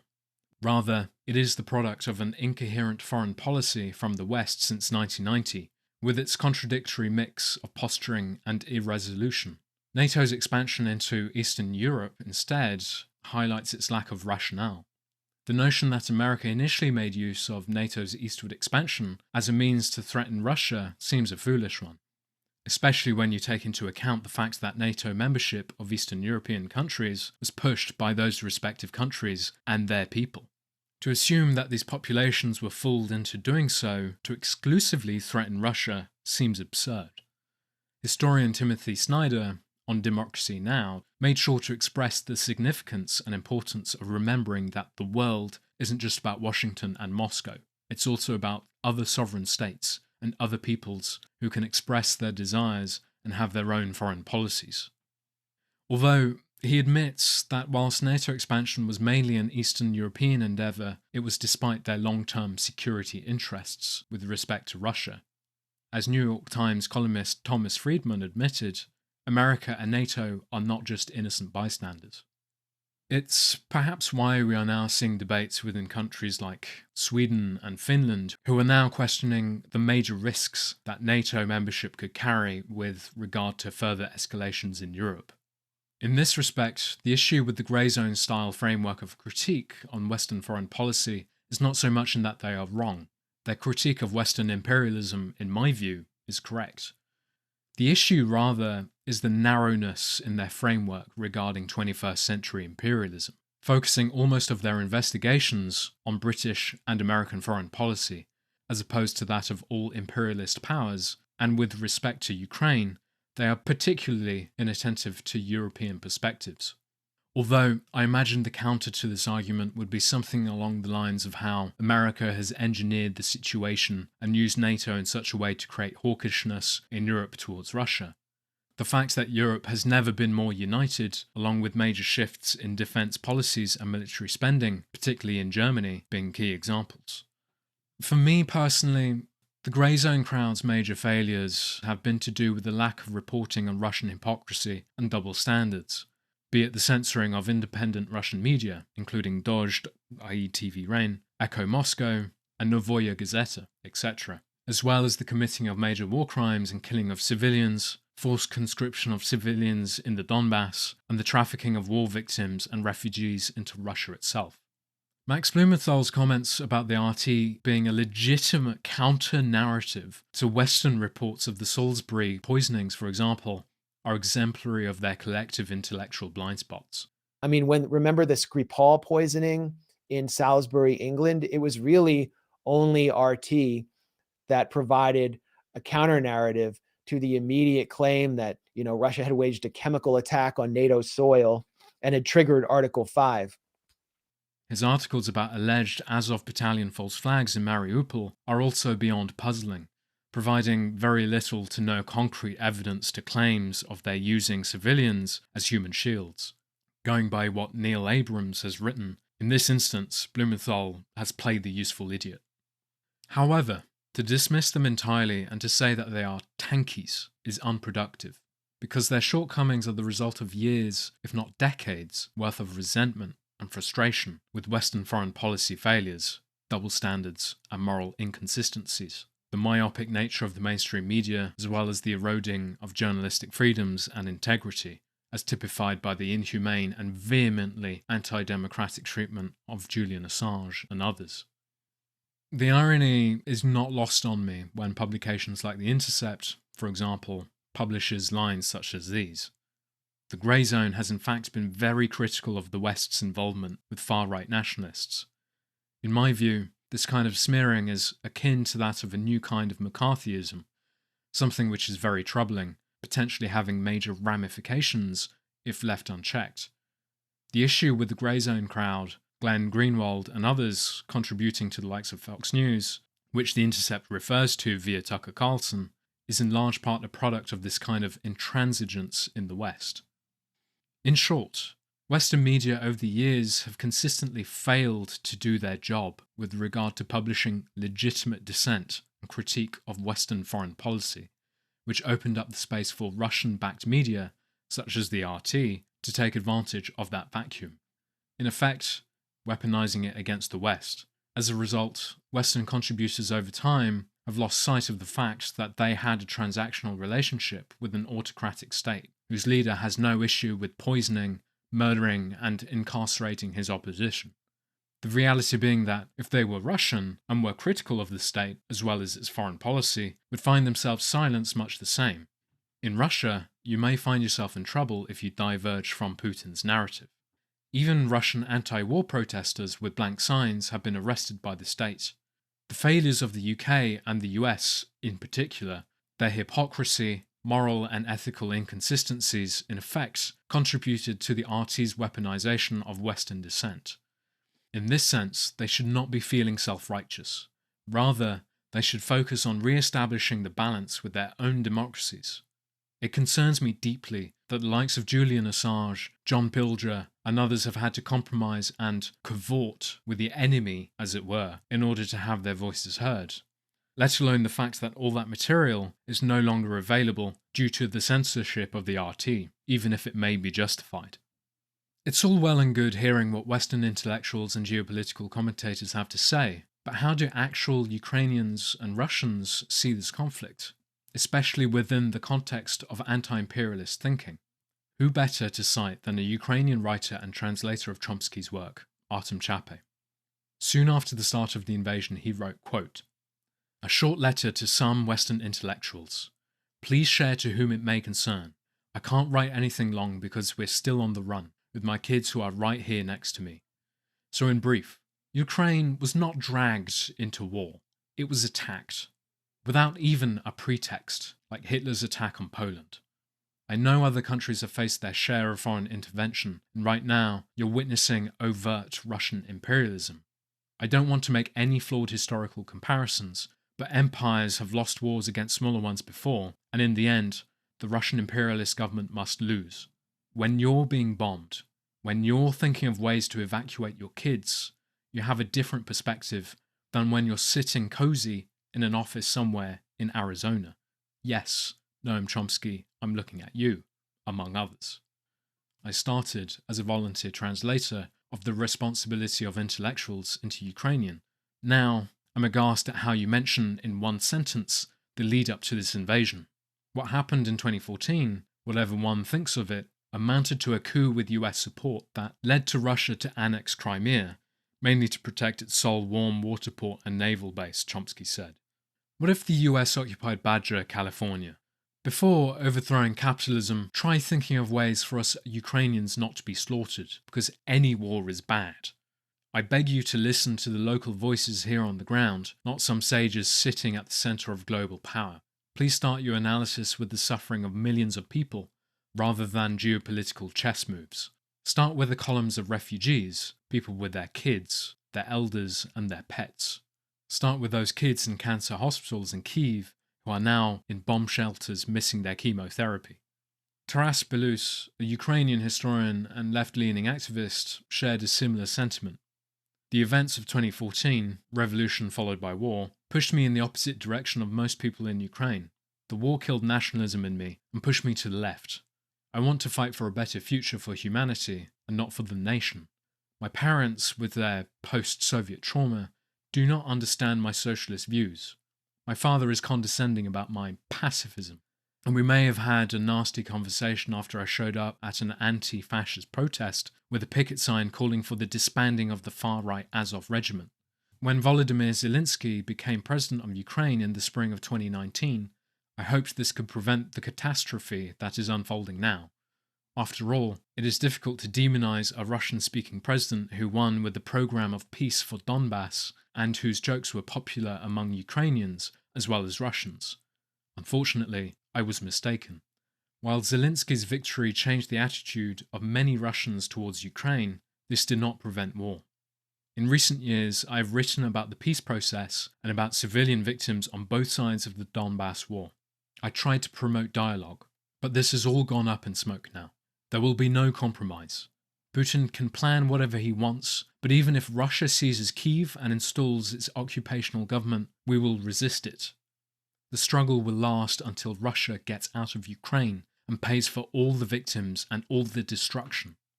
Hence, my last words are addressed to the Russian people. Hurry up and overthrow the Putin regime.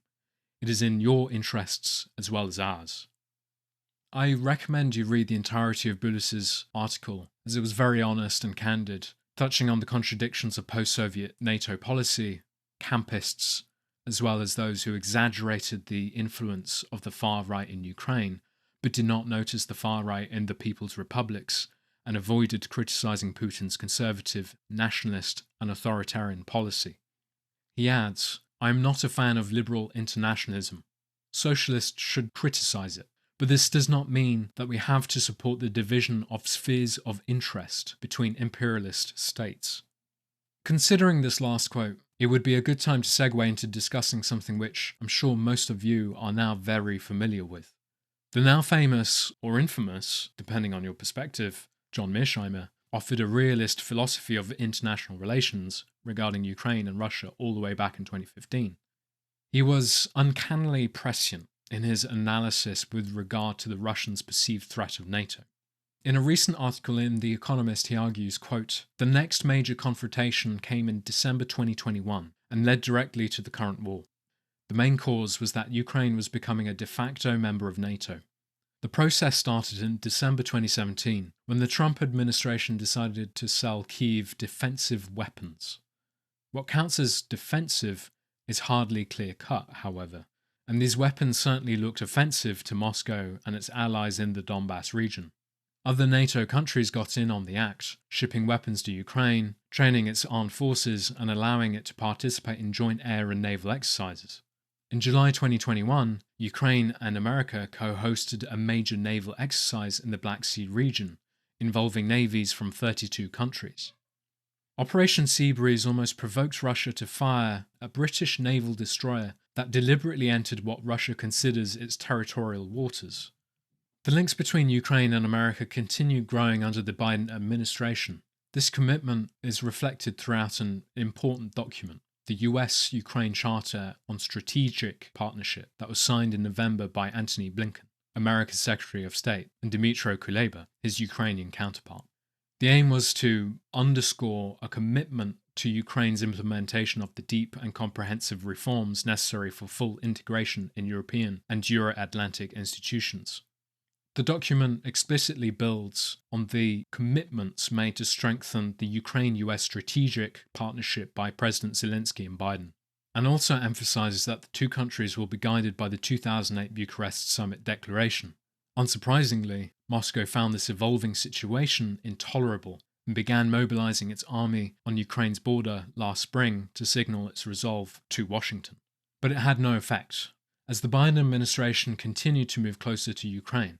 This led Russia to precipitate a full-blown diplomatic standoff in December. As Sergei Lavrov, Russia's foreign minister, put it, "We reached our boiling point. Russia demanded a written guarantee that Ukraine would never become part of NATO and that the alliance remove the military assets it had deployed in Eastern Europe since 1997. The subsequent negotiations failed. As Mr. Blinken made clear, there is no change. There will be no change." A month later, Mr. Putin launched an invasion of Ukraine to eliminate the threat he saw from NATO. Adding to the points made earlier in the video about NATO overreach, Mearsheimer also notes on how at the Bucharest summit, both the German Chancellor Angela Merkel and the French President Nicolas Sarkozy were opposed to moving forward on NATO membership for Ukraine due to fear around potential blowback from Russia. In this respect, according to Mearsheimer, the best course of action, and he stated this in 2015 by the way, to defuse the situation with Ukraine is to neutralize the geopolitics that agitates Moscow. For Russia, NATO expansion into Ukraine, as well as the possibility of a NATO or American military base in Sevastopol itself, is akin to what a Soviet-Russian base in Cuba was for America in 1962, reminiscent of the Cuban Missile Crisis. He argues it's no surprise that Russia has been incensed in this respect. To de-escalate, Mearsheimer argues that Ukraine should become a neutral state, acting as a buffer between NATO and Russia. This is something which Zelensky has perhaps admitted to being necessary when he stated that Ukraine was never going to become part of NATO proper. Putin himself made this desire clear in his 5,000-word essay last summer, citing the relationship between countries like Austria and Germany, as well as the USA and Canada. Close in ethnic composition, culture, and in fact sharing one language, they remain sovereign states with their own interests, with their own foreign policy. But this does not prevent them from the closest integration or allied relations. They have very conditional, transparent borders, and when crossing them, the citizens feel at home. They create families, study, work, do business. Incidentally, so do millions of those born in Ukraine who now live in Russia. We see them as our own close people. This doesn't read so well now, does it, Mr. President? What with all the killing and invading and such. In this sense, if we are to believe Mearsheimer's international relations realism, a Russian invasion of Ukraine is of no surprise, perhaps even justified, since it's been done within the rhetoric and framework of defending respective spheres of influence. Putin has even admitted as much. Step by step, Ukraine was dragged into a dangerous political game aimed at turning Ukraine into a barrier between Europe and Russia, a springboard against Russia. Inevitably, there came a time when the concept of Ukraine is not Russia was no longer an option. There was a need for the anti-Russia concept, which we will never accept. In order to counter this notion, I'd like to quote what Adam Tooze had to say on Mearsheimer's realist school of thought. But for all that, to claim that this is an intellectual victory for Mearsheimer's realism would be perverse. He is no doubt right about the underlying causes of tension, but that is not the same as actually explaining war. The realist model is grossly underspecified and fails to grasp the qualitative shift implied by the opening of hostilities. The Prussian general Karl von Clausewitz may have said that war is the extension of policy by other means, but that still raises the question of why anyone, great power or not, would resort to such a radical and dangerous means. In Moscow itself, none of the serious foreign policy establishment, all devotees to Russia's future as a great power, believed that Putin would go to war. They were incredulous, not because they do not understand the logic of power, but precisely because they do. They saw no good reason for Russia to risk employing the means of all-out war, with all its hazards, uncertainties and costs. Events are proving them right. Realism, taken seriously, entails a never-ending cognitive and emotional challenge. It involves a minute-by-minute struggle to understand a complex and constantly evolving world in which we are ourselves immersed, a world that we can, to a degree, influence and change, but which constantly challenges our categories and the definitions of our interests. And in that struggle for realism, the never-ending task of sensibly defining interests and pursuing them as best we can to resort to war, by any side, should be acknowledged for what it is. It should not be normalized as the logical and obvious reaction to given circumstances, but recognized as a radical and perilous act, fraught with moral consequences.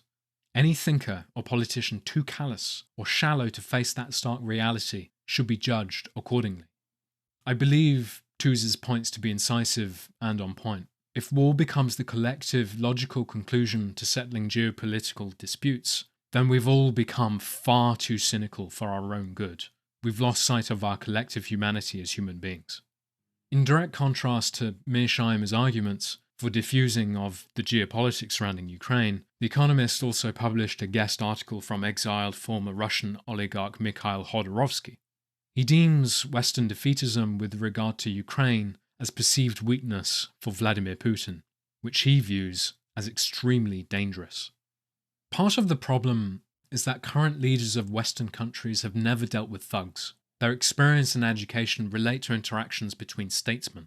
The principle of these people's behaviour is that both sides concede to each other in the interests of their electorate or subjects. War is evil to them, and the use of force is a last resort. This is not the case with Vladimir Putin. He was raised in the KGB, an organisation that relied on force and disregard for the law. While working at St. Petersburg City Hall in the early 1990s, he was responsible for the informal interaction of the law enforcement agencies with gangsters. St. Petersburg at the time was perceived in Russia just as Chicago was seen during Prohibition. Instead of smuggled whiskey, the gangsters were selling drugs and oil. Times changed, but his ways of solving issues remained. Some of the conversations between his confidants and known criminals, made public after an investigation by Spanish prosecutors, help us to understand how the murder of Alexander Litvinenko and the poisoning of Alexei Navalny and the Skripals came at the nod of the ringleader. Such acts are the norm within the president's circles, because he is a thug by nature. Even after more than 20 years in power, having acquired a strongman image and self-confidence, a bandit will always remain a bandit in terms of his perception among those around him. It is a drastic mistake when he is seen as a normal statesman. Russia's foreign partners fail to understand who he really is. Despite his controversial history as a Russian oligarch, I have great admiration for Khodorkovsky, due in part to his integrity as well as the courage he showed through his staunch opposition to Putin, despite the major consequences he suffered as a result. I have plenty of experience of dealing with bandits. After spending 10 years in Russian prisons, I can say that the most dangerous thing is to show them any weakness or uncertainty. Any step towards their demands without a clear demonstration of strength will be perceived as a weakness. Following their logic, if Western countries say they will not give up Ukraine, and yet they do exactly that, it means that they are weak. And that makes it likely that Mr. Putin will look towards other neighbours, such as Estonia, Latvia, Lithuania, and Poland, who were also previously part of the Russian Empire. You have to understand that Mr. Putin, in his head, has long been at war not with Ukraine, but with America. And now America and NATO look to be retreating. He is not the only thug who perceives the situation that way. Other bandits are also watching and waiting their turn, as America's humiliation echoes around the world. Transnistria is stirring. The Balkans are restless again. Iran is attacking American bases. At some point, America and NATO will retaliate, but by that point, they will be tormented by crows and vultures in various parts of the world, and Mr. Putin will not immediately realise that the pushback is serious. The habit of impunity among thugs does not subside so quickly, and that means a worse war, an even bigger one is likely. Khodorkovsky fears that a broader conflict may be inevitable. I do not want my country to face NATO in a global conflict, but trying to talk to a thug without showing him your strength leads to exactly that point. As much as I respect Khodorkovsky, I fear that showing strength may be a catch-22, in the sense that you're damned if you do, and damned if you don't. However, I think we can all agree that a broader escalation and conflict would be catastrophic, more so than it already is. It simply must not happen. This is something that many still fail to recognise, especially when they call for a no-fly zone over Ukraine, forgetting the realities of such an action, which would most certainly take NATO and the West into war with Russia.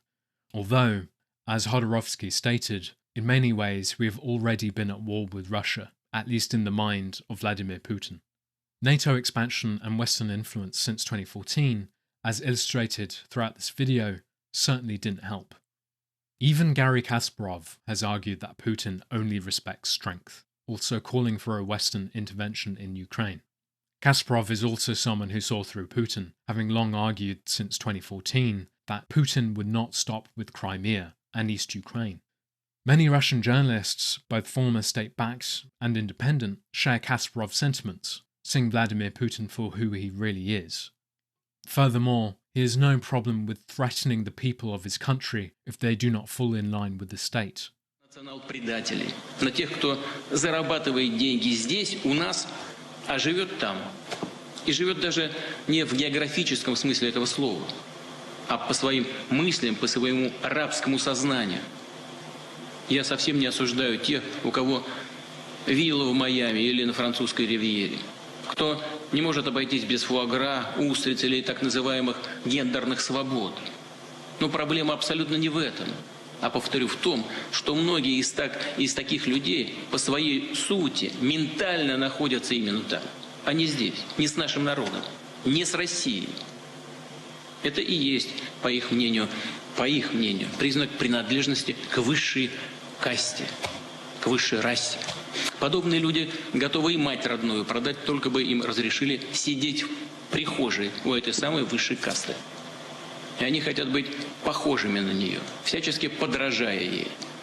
Но они забывают или не понимают вообще, что этой так называемой высшей касте они, если и нужны, то как расходный материал, чтобы использовать их для нанесения максимального ущерба нашему народу. Коллективный Запад пытается расколоть наше общество, спекулируя на боевых потерях, на социально-экономических последствиях санкций, спровоцировать гражданское противостояние в России и, используя свою пятую колонну, стремиться к достижению своей цели. А цель одна, я уже говорил об этом – разрушение России. Но любой народ, а тем более российский народ, всегда сможет отличить истинных патриотов от подонков и предателей и просто выплюнет их, как случайно залетевшую в рот мушку, выплюнет на панель. Убежден, такое естественное и необходимое самоочищение общества только укрепит нашу страну, нашу солидарность, сплоченность и готовность ответить на любые. For more than 2 decades, average Russians have developed an innate sense of hopelessness. Whilst Putin does enjoy a fair share of support still at home, thanks to the likes of state media propaganda and the quashing of independent and oppositional voices, there are many who find themselves to be disillusioned, forced to live lives of hyper-normalization, knowing full well that their systems are deceitful and corrupt, whilst also knowing that there is little that can be done about them unless they put themselves in direct opposition to the state, and thus in harm's way. To suggest that Vladimir Putin is not dangerous is not only foolish, but naive as well. In this sense, the cancerous tumour needs to be extracted, for everyone's sake. I hope that throughout this video I've illustrated how the history of Ukraine, its problems with neo-Nazism and ultranationalism, albeit severely diminished in recent years, the hypocrisies of the West, as well as the irresolutions of NATO expansionism, contributed to the grossly unjustified Russian invasion of Ukraine. The reality of the situation is that despite all of this history, which highlights the hypocrisies of all parties concerned, as well as to the double standards about Donbas sovereignty, all of it is likely to be lost and forgotten. Vladimir Putin's special military operation has rendered this history almost null and void, more or less irrelevant to the conversation. In invading Ukraine, Vladimir Putin and the Russian Duma have showed themselves to be pariahs. Russian propaganda and disinformation has become blatant, as well as its capacities and willful lengths for authoritarianism, not to mention the extent of actual Russian interference in Western politics, brought to light thanks to the work of Catherine Benton, Carol Cadwallader, and others. If we are to boil things down, what the invasion of Ukraine really highlights is a country's right to defend itself, its right to bear arms, as well as to the right for self-sovereignty. However, no single party is without fault. For me personally, I'm unable to reconcile the hypocrisies with regard to the Donbas. If Ukraine expects the world to recognise its sovereignty post-Euromaidan, why shouldn't we also respect that of a secessionist Donbas, regardless of interference and foreign influence? One person's revolutionary is another's terrorist/secessionist. Furthermore, both the West and Russia have played their respective parts in the developments of this invasion, with ultimate culpability landing squarely on Russian leadership, of course. In this sense, if there can be anything said with certainty, it is that these global superpowers are all as bad as each other. They are imperialistic in nature, often framing themselves as victims of the other, whilst perpetrating human rights abuses, illegal wars, and annexations with little to no moral or ethical self-reflexivity. They are able to hold each other to account for their respective abuses, but they are unable to look at themselves. In this respect, Ukraine and those who wish to secede should be left alone to dictate their own sovereignty, for better or for worse. The worst thing for Ukraine and Russia is for the war to become a Russian-Afghanistan insurgency-style war, which, thankfully, seems increasingly unlikely by the day. It's all well and good to talk in the abstract. It's all too easy, especially for those in far-flung places who are more or less unaffected by the consequences of war, myself included, to forget about what really matters. So it would do us best to remember who ultimately suffers and who ultimately profits when war tensions are raised and escalated. As always, it's your average citizen who suffers. 4 million refugees, at the time of recording, have already fled Ukraine, with many internally displaced. Casualty numbers, whilst difficult to independently verify, are already very high, most certainly cumulatively more than those of the war in Donbas, of which roughly amounted to 14,000 people. Ukraine played dirty, the Donbas played dirty, Russia played dirty, the West played dirty. When every single party plays dirty, can there really be any victor? Perhaps the ultimate tragedy surrounding Ukraine is that of mankind's seemingly innate ability to demonize the other. In this sense, the events and political divisions that have shaken Ukraine since 2014 are nothing new. Ukraine and Russia's ultimate tragedy is forgetting to see the humanity in each other, made worse by opposing imperialistic powers, both of which promise benevolence and safety, pulling East and West away from each other. A tale as old as time. If you wouldn't mind indulging me, I'll end this video with the speech made by Kenya's ambassador to the UN, not long before the start of the invasion itself. This situation echoes our history. Kenya and almost every African country was birthed by the ending of empire. Our borders were not of our own drawing.